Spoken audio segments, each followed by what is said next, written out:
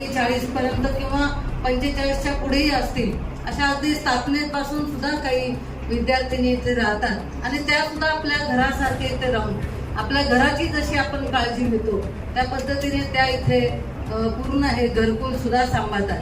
त्यामुळे आम्हाला खूप आनंद आहे की आपली ही संस्था अतिशय अग्रेसर आहे आणि त्याबरोबर कुठलीही शासनाची मदत न घेता, कारण आज आपण बघतो की बऱ्याच संस्था असतात परंतु त्यांना अपेक्षा असते की काही अनुदान मिळेल का किंवा शासनाची काही मदत मिळेल का, परंतु कुठलीही मदत न घेता ते त्यांच्या स्वतःच्या कर्तृत्वावर ही सर्व संस्था चालवत आहे.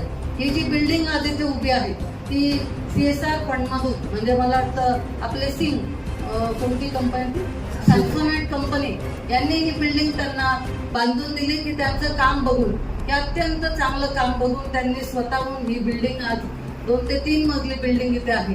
ज्याला ज्या पद्धतीने इथे मदत करता येईल, मग सोलर असेल किंवा वस्तू असतील, अन्न असेल, धान्य असेल, जी मदत ज्यांना करता येईल त्या पद्धतीने लोक मदत करत असतात आणि त्याच्याच जोरावर ही संस्था आज अत्यंत चांगल्या पद्धतीने सुरू आहे.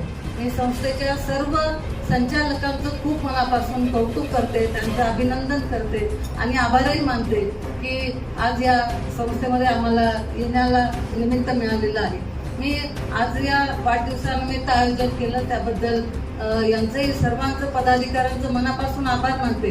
खरं तर कालपासून ते सुद्धा पूर्ण वेळ काल आज आणि उद्या 2-3 दिवस पूर्ण वेळ सोबत आहे. जिथे कार्यक्रम असेल तिथे अगदी उत्साहाने प्रत्येकाने सहभाग घेऊन प्रत्येकाने आपापल्या स्वइच्छेने जे काय कार्यक्रम राबवता येईल ते सर्व राबवले आहेत. आत्ताच आम्ही